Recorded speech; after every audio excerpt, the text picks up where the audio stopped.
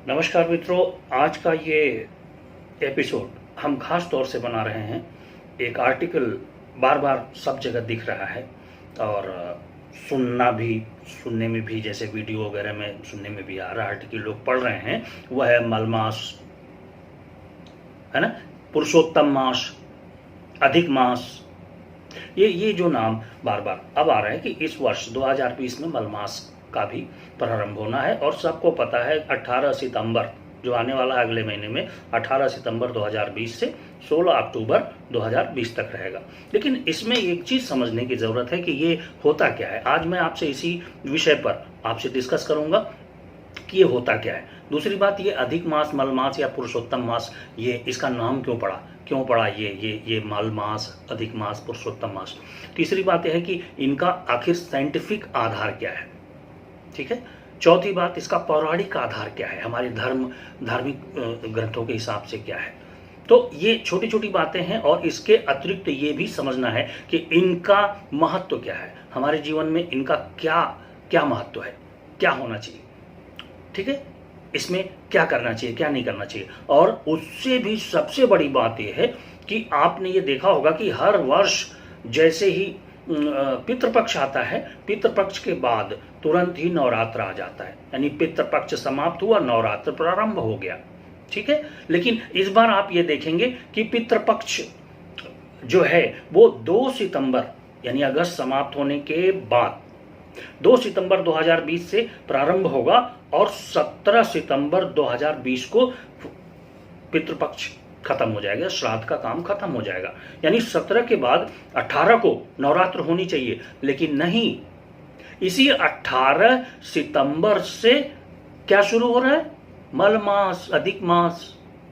और ये मलमास 1 महीने का होगा, यानी लगभग 18 सितंबर से 16 अक्टूबर तक होगा। यानी ये जो है ये टोटल मिलाकर के इतने महीने में कोई भी कह सकते हैं कि ये जो मलमास है इसमें नवरात्र का कोई स्वरूप नहीं, नवरात्र उसके बाद आएगा। तो हमें ये समझने की ज़रूरत है कि 1 महीने, यानी आज हम शायद कहेंगे पहली बार ऐसा हो रहा है कि मलमास में जो है ये पितृपक्ष के बाद तुरंत मलमास आ गया, 1 महीने का मलमास के बाद नवरात्र, यानी 1 महीने का लगभग अंतर हो गया। ये पहली बार नहीं है। अगर हम हाल फिलहाल की बात करें 1900 की पूरी गणना के साथ, तो 1963 में भी ऐसा समय आया था जब महीने भर का गैप हुआ था, और अभी 2001 में भी इस तरीके का अवसर प्राप्त हुआ था। तो चलिए समय नष्ट न करते हुए या वीडियो को ज़्यादा खींचते हुए मैं इसको संक्षेप में यहीं से स्टार्ट करता हूं और आपको बताता हूं कि मलमास क्या है, ये समझना है। तो एक बात हम आपको बता दें कि हिंदू कैलेंडर, हिंदी कैलेंडर जिसे आप कहते हैं, हिंदी कैलेंडर में देखेंगे हर 3 साल पर, 3 वर्ष पर, प्रत्येक 3 वर्ष के बाद एक अधिक, कहते हैं ना, अतिरिक्त मास का प्राकट्य होता है, जिसे मलमासी से आप कह रहे हैं। इसे पुरुषोत्तम मास भी कहा जाता है। क्यों कहा जाता है हम आगे आपको बताएंगे। ये इसका हिंदू धर्म में बड़ा महत्व है। और जितने पुराने लोग हैं, जो लोग धर्म कर्म में ज़्यादा लगे रहते हैं, ये मलमास का समय ऐसा होता है कि इसमें कोई भी पूजा पाठ, मतलब कर्मकांड, अच्छा जिसको कहते हैं अनुष्ठान, ये सब जो किया जाता है उसका 10 गुना फल माना गया है कि इस पृथ्वी पर करने वाले श्रद्धालु जन को पूरी श्रद्धा से जो भी करते हैं उन्हें इसका 10 गुना फल मिलता है, ऐसी मान्यता है। तो 10 गुना फल के मिलने के चक्कर में लोग क्या करते हैं कि इसकी बहुत ही विधि विधान से इस पूरे मलमास में पूजा पाठ करते हैं और कह सकते हैं कि अपना ये लोक और परलोक दोनों सुधारते हैं। और इसमें बहुत ही गहराई से समझने के लिए हमें समझना पड़ेगा कि इसका आधार क्या है, ये कैसे बनता है, यानी इसका हम वैज्ञानिक आधार जिसे कहते हैं, साइंटिफिक रीजन। भाई साइंटिफिक रीजन समझने के लिए हमें हिंदी कैलेंडर में ही जाना होगा, ये बात आप समझ लीजिए। हिंदी कैलेंडर, हिंदू कैलेंडर, जो भी कह लीजिए। तो एक बात समझ लीजिए कि विशिष्ट सिद्धांत के अनुसार भारतीय हिंदू कैलेंडर सूर्य मास और चंद्रमास की गणना के अनुसार चलता है, ठीक है। तो यहां पर यह समझने की जरूरत है कि सूर्य की गणना के आधार पर यह चलता है, और इन्हें हमें समझने के लिए यह कहना पड़ेगा कि अधिक मास चंद्र वर्ष का एक अतिरिक्त भाग है। सूर्य वर्ष और चंद्र वर्ष बताया ना, तो जो हर 32 माह 16 दिन और 8 घटी के अंतर से आता है। 32 महीने 16 दिन और 8 घटी के अंतर से आता है। अब घटी पल ये सब तो बात की बात है, मगर यहां समझने का प्रयास कीजिए। यानी कुल मिलाकर के ऐसा नहीं है कि सूर्य वर्ष कोई और होगा, चंद्र वर्ष। इसी एक ही वर्ष में सूर्य वर्ष और चंद्र वर्ष का जो हिसाब बना है, सूर्य वर्ष और चंद्र वर्ष के अंतर का संतुलन जो होता है वो मलमास होता है। इसे समझने के लिए भारतीय गणना पद्धति के अनुसार प्रत्येक सूर्य वर्ष, यही जो हम लेके चलते हैं जनवरी फरवरी दिसंबर तक, प्रत्येक सूर्य वर्ष 365 दिन का होता है। और बल्कि 365 नहीं, 365 दिन और 6 घंटे का होता है लगभग। जबकि वहीं चंद्र वर्ष में चलते हैं तो 354 दिन का ये लगभग होता है। अब जरा 365 में से 354 घटाओ जरा, कितना आएगा? कितना आया? 11। यानी एक वर्ष में कितने दिन का अंतर आया? 11 दिन का। तो इसी तरह से हम देखेंगे कि 2 वर्ष में 22 दिन का अंतर आ जाएगा और 3 वर्ष में 33 दिन का अंतर आ जाएगा, आएगा ना। तो हम ये 3 मतलब लगभग 1 महीने का अंतर आ गया। तो 3 वर्ष, हर तीसरे वर्ष में हम देखेंगे कि 1 महीने का जो लगभग अंतर आ गया, 1 महीना जो अधिक हो गया, इसी को हम अधिक मास कह देते हैं, है ना। कुछ लोग अधिमास कहते हैं और इसी को हम मलमास कह देते हैं। भाई इसे समझना पड़ेगा, क्योंकि हिंदू यानी सनातन धर्म तो बिल्कुल ही लगभग खत्म ही करने पर तुले पड़े थे लोग, लेकिन आज धीरे धीरे ये समझने की जरूरत है। तो सूर्य वर्ष का 354 वर्ष, 354 सूर्य वर्ष का 365 दिन और चंद्र वर्ष का 354 दिन, इनको घटाएंगे तो 11 का अंतर आएगा, और वही 1 साल में 11 तो 3 साल में 33 दिन, लगभग 1 महीने का अंतर आ जाता है। ये बात आती है, समझ रहे हैं आप।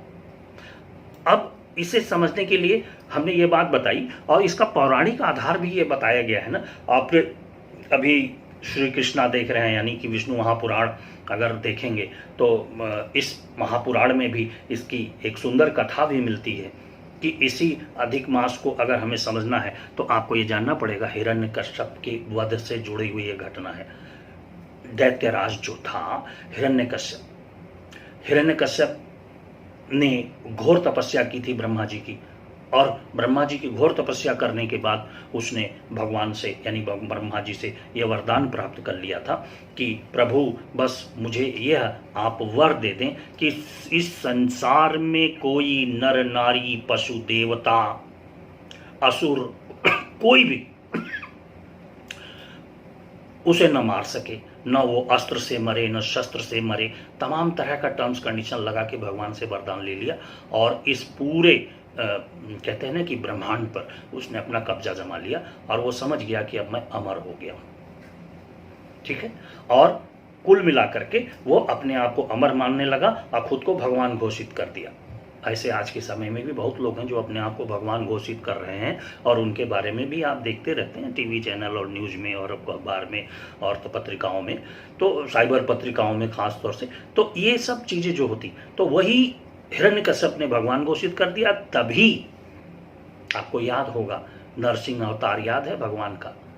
नरसिंह अवतार भगवान ने लिया, यानी वो न जानवर थे न इंसान थे, यानी कि शेर का मुख था और इंसान का शरीर था, और इस तरह से यानी आधा पुरुष और आधा शेर का प्राकट्य बना करके भगवान ने शाम के समय, और जो दहलीज होती है ना, डेहरी बोलते हैं, चौखट जिसे बोलते हैं, उसी चौखट पर अपने नाखून से हिरण्यकश्यप का सीना चीरकर उसे मृत्यु के द्वार पे भेज दिया था। तो यह इसी मलमास में ही किया था, मलमास के समय ही किया था। आप समझ रहे हैं बात? इसे मलमास के समय। तो अब बात यह आती है कि इस महीने को, यानी कि जो महीना ये मलमास, इसे मलमास क्यों कहते हैं, अब मैं इस विषय पे बता दूं कि मलमास इसलिए कहते हैं, अधिक मास अभी मैंने बताया ना 11 11 11 करके 33 दिन यानी लगभग एक महीने का ये अधिक मास जो होता है, इसे आप ये मान लीजिए कि इसमें कहा गया है कि कोई भी शुभ कार्य नहीं किया जाता, शुभ कार्य वर्जित होता है, कोई भी शुभ कार्य इसमें वर्जित होता है, नहीं करने की बात आती है, ठीक है। क्योंकि इसे अधिक मास या इसे मलिन मतलब ये मलिन माना जाता है कि यह दिन जो है अच्छा नहीं है, और यह दिन अच्छा नहीं है इसलिए इसमें कोई भी, जैसे यज्ञोपवीत हो गया, विवाह हो गया, धार्मिक संस्कार, भाई गृह प्रवेश है, जमीन खरीदना है, गाड़ी खरीदनी है, और बहुमूल्य वस्तुओं का लेन देन, ये सब चीजें इसमें नहीं किया जाता है, क्योंकि यह मलिन होना माना गया है कि यह मास मलिन होता है। दूसरी बात, अब ये बात आती है कि इसे पुरुषोत्तम क्यों बोला गया, क्यों नहीं, इसे कहा गया है पुरुषोत्तम मास। पुरुषोत्तम मास इसलिए कहा गया कि सभी महीने में, जितने महीने हैं, हर मास के कोई ना कोई भगवान हैं, लेकिन इस अधिक मास का कोई भगवान है नहीं, ऐसा मान्यता है। यानी इसके लिए कोई भी देवी देवता तैयार नहीं थे कि इस महीने के हम मतलब इसका मैं भगवान बनूं, देवता बनूं, लेकिन भगवान श्री हरि, जिसे विष्णु कहते हैं, भगवान विष्णु ने, पुराणों में बहुत ही रोचक कथा है, अब इतनी लंबी कथा तो यहाँ हम लेके नहीं चल सकते आप लोग, वरना आप लोग वीडियो को ऐसे भी बोर हो रहे होंगे तो बंद कर देंगे, तो इसलिए भैया इतने लंबे नहीं जाएंगे। बस ये समझ लीजिए कि कुल मिलाकर के भगवान विष्णु ने इसे स्वीकारा कि मैं अधिक मास का स्वामी रहूंगा। यही कारण है कि इसे अधिक मास, पुरुषोत्तम मास के, क्योंकि पुरुषों में उत्तम पुरुषोत्तम भगवान श्री राम, तो पुरुषोत्तम भगवान ने इसका देवता बनने की जो है ये की कि ठीक है, और भगवान ने ऋषि मुनियों का और देवी देवताओं का आग्रह स्वीकार किया कि ठीक है भाई, इस महीने का कोई भी नहीं बन रहा है, अगर देव तो मैं बन जाता हूं, इसीलिए इसे पुरुषोत्तम मास कहा गया है। बहुत शॉर्टकट में, बहुत संक्षेप में मैं बताने की प्रयास कर रहा हूं। तो ये छोटी छोटी बातें हैं जिन्हें हमें समझने की नितांत आवश्यकता है, और इस अधिक मास में क्या करना है क्या नहीं करना है ये भी समझ लो कि इस अधिक मास में जितने श्रद्धालुगण हैं वो क्या करते हैं, क्या करना है, नहीं करना हो तो मैं बता चुका हूं। जो नहीं करना है, जो करना है वो मैं आपको बता देता हूं कि आपको इसमें व्रत रख सकते हैं, उपवास रख सकते हैं, पूजा पाठ कर सकते हैं, अनुष्ठान करा सकते हैं, भजन कीर्तन कर सकते हैं, यानी ये सब चीजें आप करके अपने इस लोक के अलावा परलोक को भी सुधार सकते हैं, मैंने पहले भी कहा था। तो ये इसका जिक्र जो है जितना देवी भागवत में मिलेगा, भागवत पुराण में मिलेगा, विष्णु पुराण में मिलेगा, भविष्योत्तर पुराण में मिलेगा, ये सब में, और मैं आपको बता दूं ये सब को जो नाम लिया है इनको सुनना भी चाहिए, विष्णु जी का मंत्र वगैरह भी आपको इसमें जाप करना चाहिए और सब होना चाहिए, लेकिन कोई खरीद फरोख्त, कोई शुभ कार्य, कोई गृह प्रवेश, ये सब चीजें नहीं करनी चाहिए, ये बात।